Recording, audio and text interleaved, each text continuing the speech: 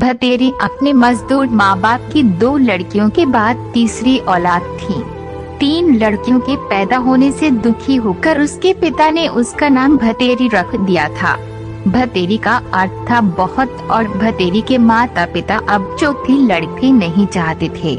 खैर, भतेरी का नाम सार्थक हुआ। उसके बाद एक लड़के का जन्म हुआ, लेकिन भतेरी अभी भी एक बोझ ही थी। जब भतेरी 6 वर्ष की हुई तभी उसका बाप मर गया। पिता की मौत के बाद घर में अब उसकी माँ विमला और दादी रज्जो ही थे जो इन चारों भाई बहनों का भरण पोषण कर रहे थे। भतेरी की दादी रज्जो को आज भी बेटे की मौत से ज्यादा दुख ये था कि भतेरी का बाप अपने पीछे 3 लड़कियों को छोड़ गया था। वो अक्सर कहा करती थी, खुद तो मुक्ति पाली, अब पता नहीं मेरी बुलावा कब होगी, कब भगवान इन नरकों से मुझे मुक्ति देगा।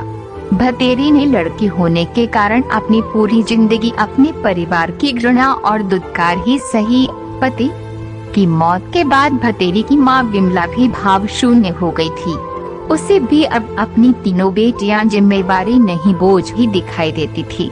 जब भतेरी 12 वर्ष की हुई तो उसे ब्लड कैंसर हो गया। डॉक्टर ने बताया कि काफी रुपया भी लगेगा और परिवार में से ही किसी को अपना किडनी देना पड़ेगा।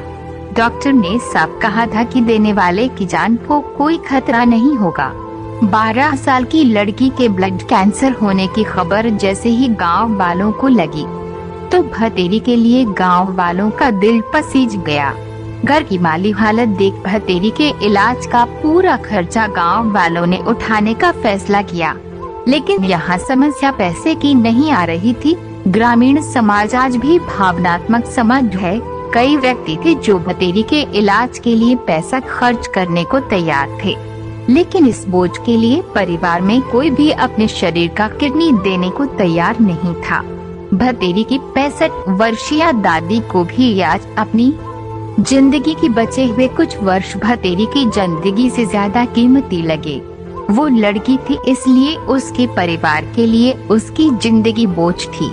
अपनी बीमारी से घुटती भतेरी आज मर चुकी थी। घर पर काफी लोग जमा थे। सब भतेरी की माँ और दादी को ढाढ़स बंध रहे थे और उनकी गरीबी को कोस रहे थे। आज मृत भतेरी का चेहरा शांत है। उसने अपनी जिंदगी में बस अपने परिवार की दुत्कार सही थी और बाद के कुछ समय बीमारी की पीड़ा, लेकिन आज वो शांत लग रही थी। क्या इच्छा रही होगी उसकी अंत समय में। एक बार उसे कहते सुना था, माँ आदमी मरने के बाद अलग अलग रूप में जन्म ले वह है, कुत्ता, कीड़ा, चूहा या डांगर, पालतू पशु।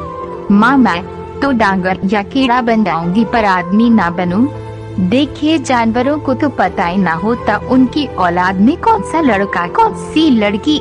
आदमियों को ही पता हो ये फर्क तो बस उसका बाल सुलभ मन मानव की इस वृत्ति का प्रतिकार नहीं कर सकता था, लेकिन जिंदगी भर जो घृणा उसने अपने प्रति देखी थी उसे वो जरूर महसूस कर सकती थी। शायद भगवान उसकी अंतिम इच्छा पूरी कर देगा, उसे मानव नहीं पशु योनि में जन्म देगा। दोस्तों, वीडियो देखने के लिए आपका तहे दिल से शुक्रिया। वीडियो अच्छी लगी हो तो एक लाइक और कमेंट करके चैनल को सब्सक्राइब जरूर कर ले।